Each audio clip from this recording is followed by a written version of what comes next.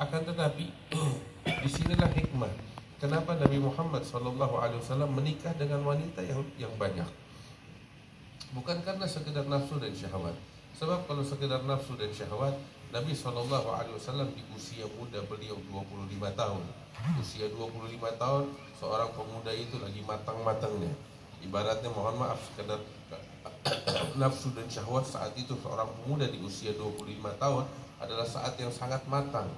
Begitu, tetapi lihat, Nabi kalau ditawarkan wanita-wanita yang cantik di kota Mekah banyak, tetapi beliau ketika menikah di usia 25 tahun, beliau menikah dengan sosok Sayyidatuna Khadijah yang usianya jauh lebih tua dari beliau, usianya sekitar 40 tahun atau 15 tahun lebih tua dari Rasul sallallahu alaihi wasallam. Setelah wafatnya Khadijah, beliau menikah dengan Sayyidatuna Saudah. Saudah ini juga bukan wanita yang muda saat dinikahi oleh Rasul sallallahu alaihi wasallam. Saat dinikahi oleh Nabi Muhammad sallallahu alaihi wasallam, usia Nabi Muhammad sekitar 50 tahun, usia Saudah pun sekitar 50 tahun atau bahkan lebih tua dari Rasul sallallahu alaihi wasallam. Kemudian Nabi menikah dengan Sayyidatuna Aisyah bersamaan dengan pernikahannya dengan Sayyidatuna Saudah, tetapi baru berumah tangga atau baru hidup satu rumah dengan Aisyah setelah Nabi Muhammad hijrah ke kota Madinah, artinya lebih kurang 3 tahun setelah beliau menikah dengan Aisyah, baru satu rumah setelah 3 tahun atau 4 tahun kemudian di kota Madinah. Kemudian Nabi menikah dengan Hafsah, dengan yang lain-lainnya, istri-istri Rasul sallallahu alaihi wasallam. Kalau yang dicari hanya sekedar nafsu dan syahwat, maka sungguh beliau akan menikahi perawan. Tetapi enggak, yang dinikahi oleh beliau adalah jannah. Yang dinikahi oleh beliau adalah wanita-wanita yang lebih tua dari beliau. Kenapa? Ada hikmahnya di balik itu semua. Sebab hadirin yang dimuliakan Allah, Nabi sallallahu alaihi wasallam ketika hidup, ketika berjalan, ketika berperilaku, ketika menjalani kehidupan ini disaksikan oleh para sahabat-sahabatnya di luar sana, dan mereka menyampaikan kepada generasi selanjutnya apa yang mereka saksikan dari sosok Nabi Muhammad sallallahu alaihi wasallam, sehingga dari situ terbangunlah suatu syariat dan agama Allah Subhanahu wa taala atas apa yang mereka saksikan dari Rasul sallallahu alaihi wasallam. Tetapi sebanyak apapun para sahabat meriwayatkan tentang Rasul sallallahu alaihi wasallam, yang mereka lihat, yang mereka ketahui hanyalah setengah dari kehidupan Nabi sallallahu alaihi wasallam. Setengahnya lagi tatkala Nabi Muhammad di dalam rumah, enggak ada dari sahabat yang melihat. Iya kan? Saya hidup bersama masyarakat tahu apa yang mereka lihat dari saya.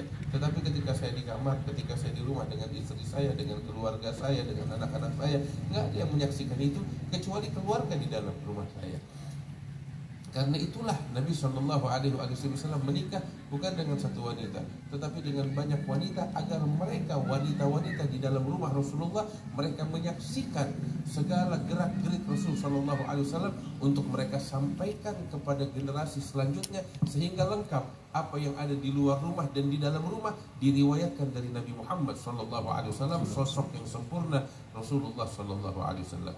Itu salah satu kenapa beliau menikah dengan wanita-wanita yang banyak, dan menikah dengan Aisyah yang sangat muda, demi untuk menyampaikan agama ini kepada generasi selanjutnya. Sebab di dalam rumah Nabi besar Muhammad sallallahu alaihi wasallam, para sahabat tidak menyaksikan bagaimana tahajudnya Rasul sallallahu alaihi wasallam. Yang menyaksikan tahajudnya Rasulullah di dalam rumah adalah istri-istri beliau. Para sahabat tidak melihat bagaimana Nabi Muhammad mandi di dalam rumahnya. Iya kan? Sedangkan di dalam mandi itu kan ada ajaran-ajaran Allah, ada hukum-hukum fikih yang tidak bisa disaksikan oleh para sahabat, tetapi ini disaksikan oleh istri-istri Nabi Muhammad sallallahu alaihi wasallam untuk disampaikan kepada umatnya. Nabi Muhammad sallallahu alaihi wasallam pun ketika di dalam rumah, bagaimana keadaan beliau, semua itu secara terperinci disampaikan oleh istri-istri Nabi besar Muhammad sallallahu alaihi wasallam. Tahajud Nabi Muhammad berapa rakaat diceritakan oleh Aisyah. Duhanya Nabi Muhammad diceritakan oleh Ummu Hani binti Abi Thalib. Tentang banyak hal lagi diceritakan, nggak ada orang tahu kecuali istri-istri Nabi besar Muhammad sallallahu alaihi wasallam. Maka itu hadirin, kita lihat ketika Nabi sallallahu alaihi wasallam berumah tangga, luar biasa. Sayyidina guru kami Syekh Abdullah bin Mahfud bin Rajab, beliau pernah mengatakan sosok Nabi Muhammad ini transparan. Ibaratnya itu seperti sosok, seperti ikan yang indah, ikan hias yang indah, yang hidup di dalam akuarium, disaksikan bahkan dari berbagai sisi semuanya adalah keindahan. Sallallahu alaihi wasallam diibaratkan semacam itu. Dan Nabi sallallahu alaihi wasallam juga bersama istri-istrinya begitu.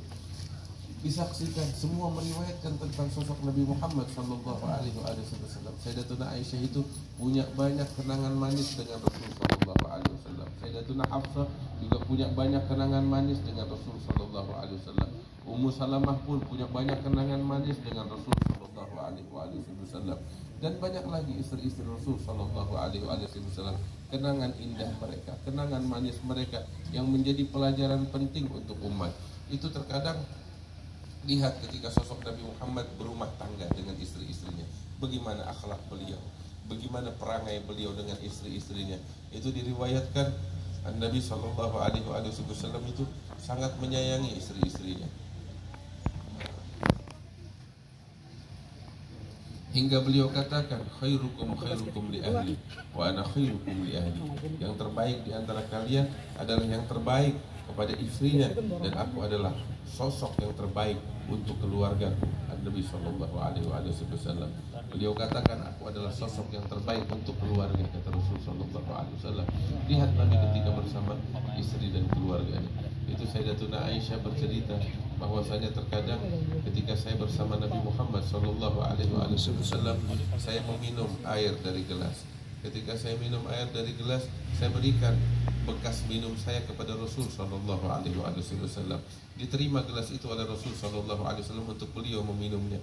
Sebelum beliau meminum gelas dari bekasnya Aisyah, beliau lihat dulu tuh gelas. Dicari mana bekas bibirnya Aisyah. Ketemu bekas bibirnya Aisyah, beliau minum di tempat, beliau meletakkan bibirnya di tempat bibirnya Aisyah. Tuh lihat, sebagai bentuk romantis beliau, kasih sayang beliau, cinta beliau kepada istrinya.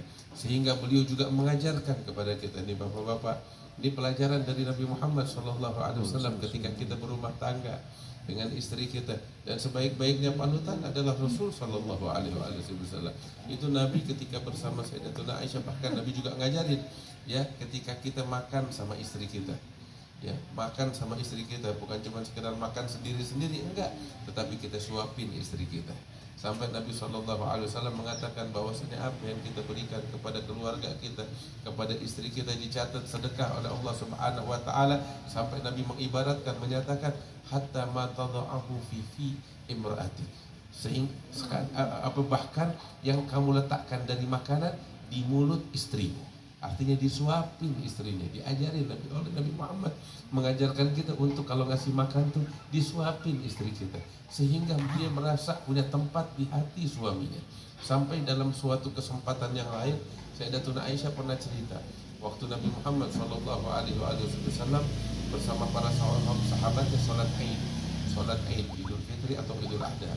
Sebab kebiasaan Nabi SAW kalau sholat Id itu bukan di masjidnya, bukan di Masjid Nabawi, tapi di musalla. Musallanya itu agak jauh di masa itu, di saat itu letaknya agak jauh dari masjid, tapi di lapangan. Itu musallanya Rasul SAW. Kalau sholat Id beliau di situ. Dan musalla itu sekarang dikenal dengan sebutan Masjidil Qamamah. Masih ada sampai sekarang di Madinah. Kalau orang yang pergi umrah, pergi haji, kalau lagi pergi ke Madinah tuh di sisi kiblat Madinah, di pelataran sebelah kanan paling pojok ada satu masjid tua, ada banyak kubahnya itu, warna abu-abu dindingnya itu. Nah itu disebutnya Masjidil Qamamah. Nah itu musallanya Rasul SAW.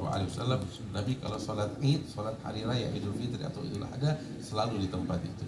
Nabi SAW satu kali di satu hari raya sholat Id bersama para sahabat-sahabatnya di masjid itu, di musalla tersebut. Usai sholat Id, beliau pulang ke masjid, diantar oleh para sahabat Rasul Sallallahu Alaihi Wasallam.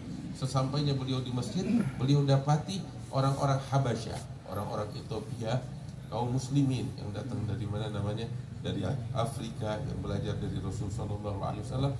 Mereka udah siap menyambut Rasul Sallallahu Alaihi Wasallam dengan tarian adat mereka, tarian adat orang-orang Ethiopia, tarian peperangan. Mereka membawa tombak mereka dengan pakaian perang. Mereka menari-nari di dalam masjid untuk menyambut Rasulullah SAW. Sehingga saat itu Nabi Muhammad menyaksikan festival itu, tarian-tarian orang-orang Ethiopia di dalam masjidnya Nabi besar Muhammad SAW. Saat itu ketika Nabi masuk ke masjid, masjid, antara masjid dengan rumahnya Rasul Shallallahu Alaihi Wasallam nggak ada pintu, hanya tirai bahan yang menutup antara rumah dengan masjidnya Nabi Shallallahu Alaihi Wasallam.